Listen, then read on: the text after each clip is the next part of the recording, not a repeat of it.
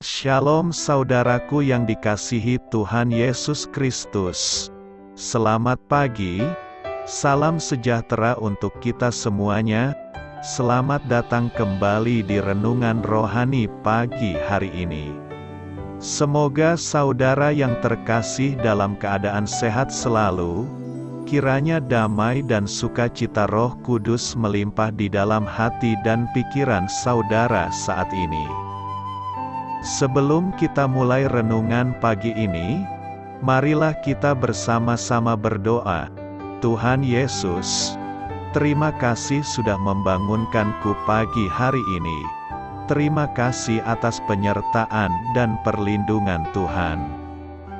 Semua karena karunia Tuhan aku dapat bangun dengan pagi hari ini. Aku menyerahkan seluruh aktivitasku hari ini ke dalam kuasa tangan Tuhan. Jauhkanku dari yang jahat, ya Tuhan. Tuhan Yesus, tolong lindungi dan berkati aktivitasku hari ini. Tolong berkati juga keluarga dan teman-temanku, Bapa Surgawi, oleh karya Roh Kudus. Tolonglah aku untuk menjauhi segala sesuatu yang melukai hati-Mu. Ampunilah segala dosa kami, ya Tuhan. Dalam nama Tuhan Yesus, aku sudah berdoa. Amin. Sahabat saudara rohani, pembacaan ayat emas Alkitab renungan kita hari ini terambil dari Yesaya 40 ayat 28 sampai dengan ayat 31. Tidakkah kau tahu, dan tidakkah kau dengar, Tuhan ialah Allah kekal yang menciptakan bumi dari ujung ke ujung. Ia tidak menjadi lelah dan tidak menjadi lesu, tidak terduga pengertiannya. Dia memberi kekuatan kepada yang lelah dan menambah semangat kepada yang tiada berdaya. Orang-orang muda menjadi lelah dan lesu dan teruna-teruna jatuh tersandung. Tetapi orang-orang yang menanti-nantikan Tuhan mendapat kekuatan baru. Mereka seumpama Raja Wali yang naik terbang dengan kekuatan sayapnya. Mereka berlari dan tidak menjadi lesu, mereka berjalan dan tidak menjadi lelah. Yesaya 40 ayat 28 sampai dengan ayat 31. Inti dari ayat emas renungan kita adalah: mereka berlari dan tidak menjadi lesu, mereka berjalan dan tidak menjadi lelah. Mari kita mulai renungan pagi kita. Judul renungan kita hari ini adalah Kehabisan Daya, ditulis oleh Kimya Loder. Kisah inspiratif. Rasanya aku tak mampu lagi, kata teman saya sambil berlinang air mata. Ia menceritakan perasaan tidak berdaya yang dihadapinya sebagai perawat di tengah krisis kesehatan yang melanda dunia. Ia mengaku, "Aku tahu Allah memanggilku untuk menjadi perawat, tetapi aku benar-benar kewalahan dan emosiku terkuras habis." Melihat rasa penat yang menggayutinya, saya berkata, "Aku tahu kamu sedang merasa tidak berdaya, tetapi mintalah agar Allah memimpinmu ke arah yang kamu rindukan dan memberimu kekuatan untuk bertahan." Saat itu, ia memutuskan untuk tekun mencari Allah melalui doa. Tak lama kemudian, kawan saya itu kembali disegarkan dengan tujuan yang baru. Ia bukan saja bersemangat melanjutkan pekerjaannya sebagai perawat, tetapi Allah juga memberinya kekuatan untuk melayani lebih banyak orang dengan berkeliling ke banyak rumah sakit di seluruh negeri. Sebagai orang percaya, Kita dapat selalu mencari Allah untuk memohon pertolongan dan penguatan di saat kita merasa beban kita terlalu berat, karena Ia tidak menjadi lelah dan tidak menjadi lesu. Yesaya 40 ayat 28. Nabi Yesaya menyatakan bahwa Bapa kita di surga memberi kekuatan kepada yang lelah dan menambah semangat kepada yang tiada berdaya. Meski kekuatan Allah bersifat kekal, Dia tahu kita pasti akan mengalami masa-masa ketika jiwa raga kita terkuras. Namun ketika kita berpaling kepada Allah untuk meminta kekuatan, dan tidak mencoba menghadapi tantangan hidup ini seorang diri, Dia akan memulihkan dan memperbarui kita, serta memberi kita tekad untuk melangkah maju dalam iman. Amin. Marilah kita renungkan di dalam hati kita. Pernahkah Anda mencoba menangani sendiri kesulitan Anda? Bagaimana cara Anda meminta pertolongan Allah? Hal ini patut kamu ketahui.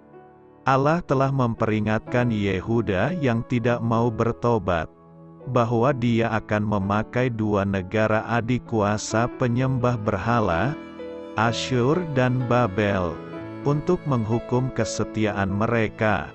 Lalu, Nabi Yesaya menghibur Yehuda dengan janji bahwa Allah akan memulihkan dan memberkati mereka setelah penghukuman itu berakhir. Dalam pasal 40, Yesaya berbicara dengan lembut mengenai pemeliharaan Allah yang penuh kasih bagi mereka. Seperti seorang gembala, Ia menggembalakan kawanan ternaknya dan menghimpunkannya dengan tangannya, anak-anak domba di pangkunya, induk-induk domba dituntunnya dengan hati-hati. Yesaya juga memuji kedaulatan, otoritas, dan kemahakuasaan Allah. Menyikapi pengabaian yang dirasakan bangsanya, sang nabi meyakinkan mereka bahwa Allah bukan hanya bertekad memberkati mereka, tetapi berkuasa penuh untuk melakukannya. Sebagai pencipta yang maha kuasa dan abadi, Dialah sumber kekuatan mereka. Yesaya berseru kepada umat Yahudi yang putus asa itu agar mempercayai Allah untuk memenuhi janjinya. Orang-orang yang menanti-nantikan Tuhan mendapat kekuatan baru. Mereka seumpama Raja Wali yang naik terbang dengan kekuatan sayapnya. Yesaya 40 ayat 31. Saat berbagai persoalan hidup mendera, semua orang berharap mendapatkan jalan keluar atau solusi sesegera mungkin. Kita berharap Tuhan tidak menunda-nunda waktu untuk menolong dan menjawab doa kita.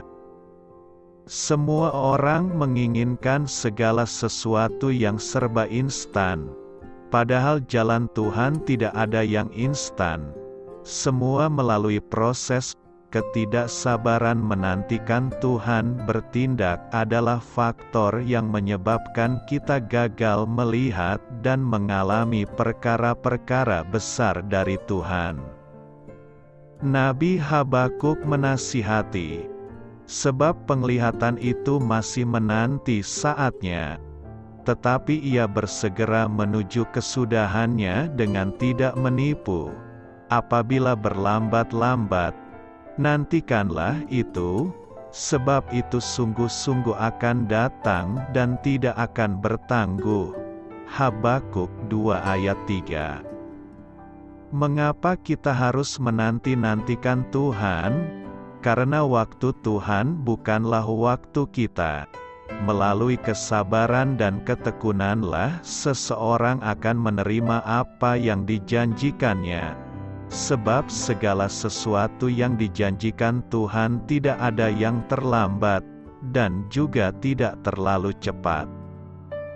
Jangan merasa lelah dan putus asa saat menantikan pertolongan Tuhan, sebab orang yang menanti-nantikan Dia mendapat kekuatan baru. Dia memberi kekuatan kepada yang lelah dan menambah semangat kepada yang tiada berdaya. Yesaya 40 ayat 29. Sehingga kita sanggup melewati badai persoalan sebesar apapun. Itulah sebabnya Nabi Yesaya mendorong kita untuk tetap menantikan Tuhan. Karena kekuatan orang percaya bukan berasal dari apa yang ada di dunia ini, tapi berasal dari Tuhan. Burung Raja Wali tatkala ada badai menyerang tidak terbang menghindar sejauh mungkin dari badai itu. Tetapi ia membiarkan dirinya berada di dalam badai dengan membentangkan kedua sayapnya untuk mengikuti kemana arah putaran badai itu. Dengan menyerap kekuatan badai tersebut, si Raja Wali dapat terbang semakin tinggi di angkasa. Terbang bersama badai adalah cara untuk melatih sayapnya sehingga ia semakin kuat dan kokoh. Kedahsyatan badai justru berdampak positif bagi burung Raja Wali itu sendiri. Sebab Allah memberikan kepada kita bukan roh ketakutan, melainkan roh yang membangkitkan kekuatan, kasih dan ketertiban. 2 Timotius 1 ayat 7. Doa saya menyertai saudara sekalian. Selamat berkarya untuk Tuhan. Amin.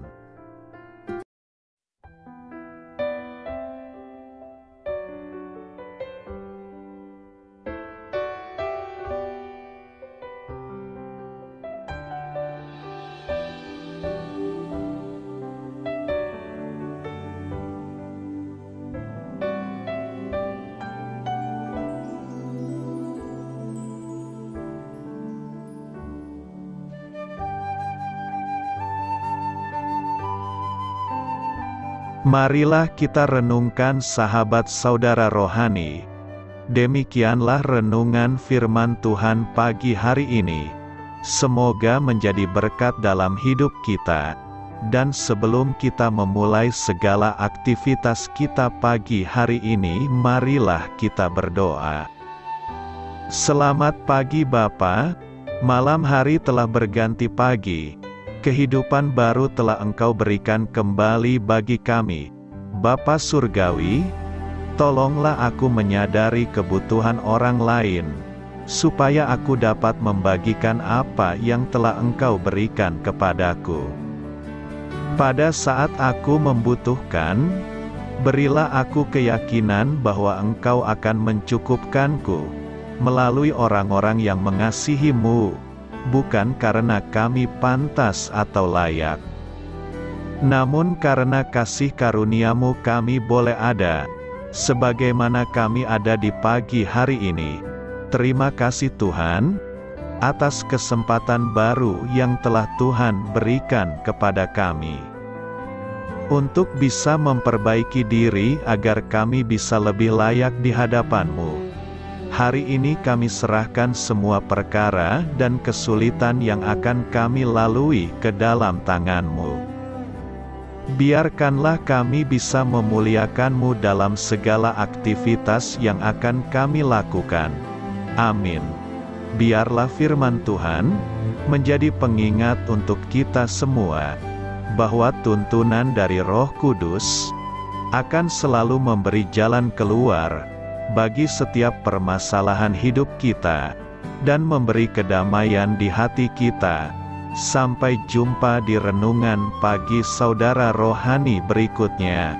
Kiranya Tuhan selalu memberkati saudara semua hari ini.